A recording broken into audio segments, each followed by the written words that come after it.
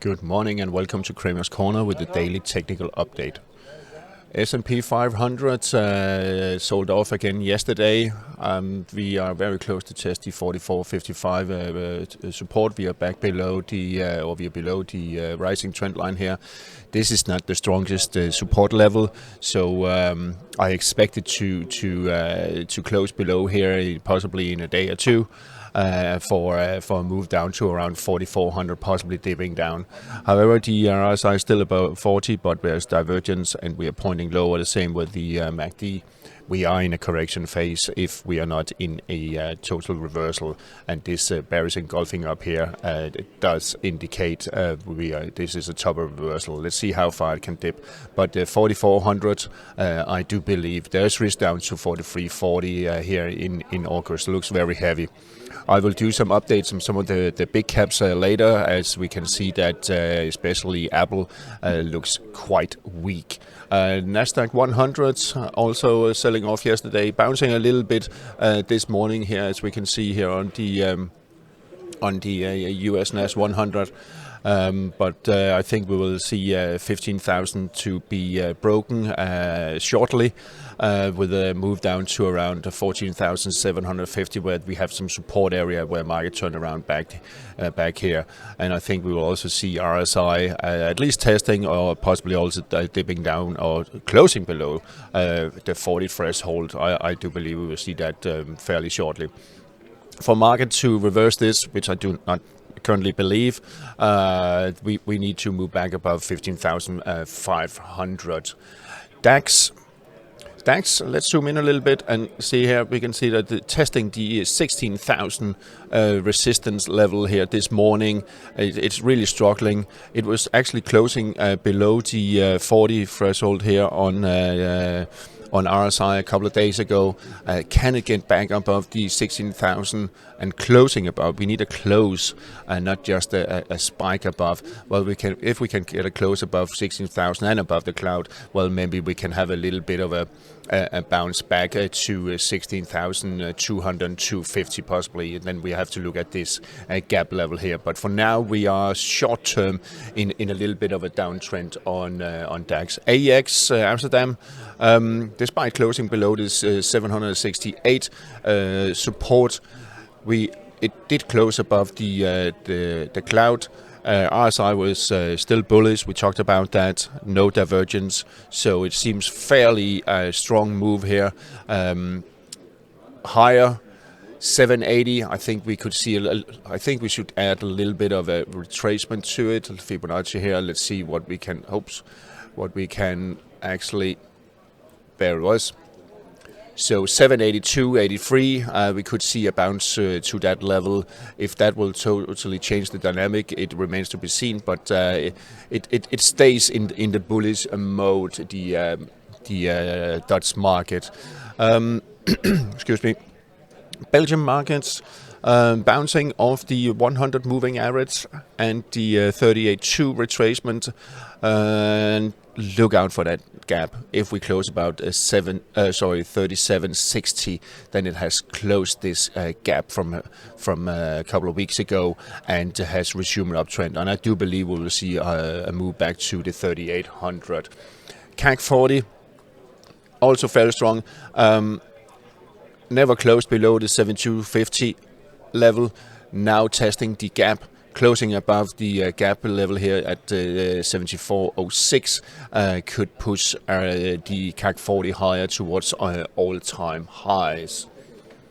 On the FX side, Euro dollar bouncing off the 786 retracement at 109.28. I think we can see a move up to 111. We will see some resistance there. We also have 21 moving average, adding a little bit of resistance, not much, but RSI is still bullish, and I think we will see it breaking back above 60 towards the 111.45.50 resistance. That's the key level to watch out for. If it's being rejected, then we could see it range bound for quite some time. If it closes above, well, then we are looking for higher highs, and the medium-term uptrend over here on the weekly, you could see, will resume. The dollar index, almost the opposite picture, rejected. I mean, it did test a couple of times both the cloud and the 786 retracement at 102.41, starting to selling off a little bit. And I think we'll see it will decline further in the coming days. On the yen pairs, really interesting stuff on the yen pairs. We have dollar yen closed yesterday above the 143.40 resistant level. Above the 143.40 level there. We have now back in uptrend. It was already confirmed by the positive RSI. We could see a move up to 145 here, the previous peak, and possibly higher in coming weeks. We are in an uptrend, so keep an eye on that one. On the euro yen, 158, several times it was rejected, but now it went through. And if we are closing above today, and if we are closing RSI above the 60 level, well, then there's room up to 160.60, possibly higher. Very strong move the past couple of days. Cable, trying to get back above the rising trend line here. Still struggling a little bit. Was rejected yesterday, so keep an eye on that one to see if we can get back above. If we close above the rising trend line and the 38.2 retracement at 128.20, then we are looking for 129.40s level, where we will see some resistance coming in here. But the uptrend could resume, so keep an eye on that. That rising trend line there. On the commodities markets, gold spots dropped below the 61.8 retracement at 1929. 786 retracement is being tested this morning, and yesterday 1913. Could we drop back below, drop to test the June lows here, just below 1900? Really hard to say, but what we can say is that RSI below 40, so we are actually in a bearish trend, but I do believe that the overall picture is still slightly bullish. However, what I do believe we could see is that we could see basically gold being range bound between in a wide range, real wide range, between 1900 and 1980, around that level.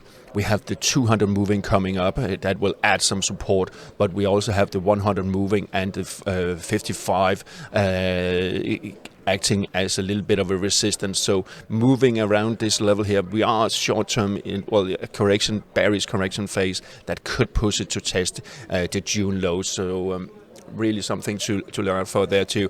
On the silver, fairly weak, and it seems like it was front running, so to speak. The gold support at 22.15, and the falling trend line here will test that. We are in a bearish trend, also in terms of sentiment.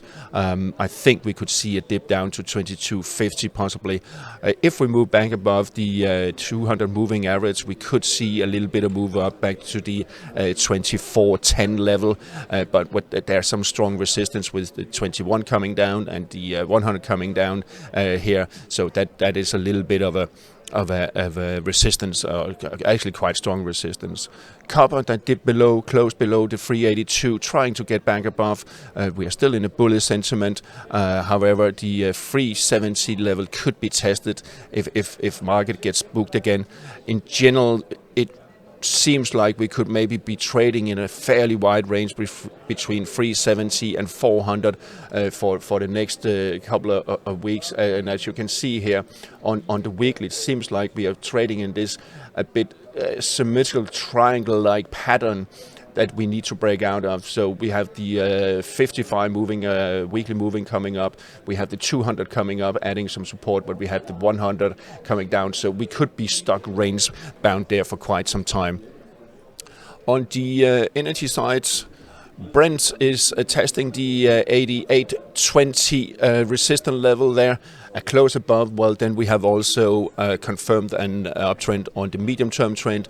The WTI closed above its resistance at 83.50. If we close the week above 83.50, well, then it has confirmed the uptrend also on the medium term, and that's really something to look out for. Will also the weekly RSI close above 60, and then we are in a bullish sentiment and bullish trend on the medium term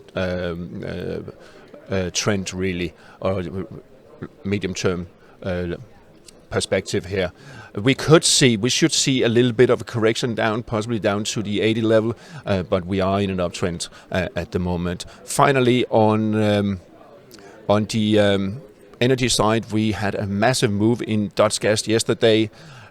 Back above the clouds, and a little bit of weakness here, but we are in a bullish trend all of a sudden that broke this. I mean, higher highs, higher lows there, and higher highs. A little bit of a setback. We could see a dip back below the cloud, but we now can see the 55 and the moving average, 100 moving average coming up.